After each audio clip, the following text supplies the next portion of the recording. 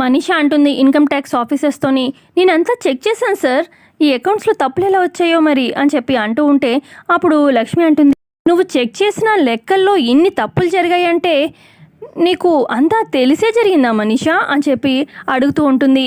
ఇక మనీషా ఆ మాటకి ఏంటి అందరి ముందు ఇలా బుక్ చేస్తుంది అన్నట్టుగా చూస్తూ ఉంటుంది. ఇక ఇన్కమ్ ట్యాక్స్ ఆఫీసర్స్ ఇలా అంటూ ఉంటారు, ఈ తప్పులన్నిటికీ మీరే ఎక్స్ప్లెనేషన్ ఇవ్వాల్సి ఉంటుంది, మీరు మాతో ఢిల్లీ రావాల్సి ఉంటుంది అని చెప్పి అనగానే మనీషా షాక్ అవుతుంది.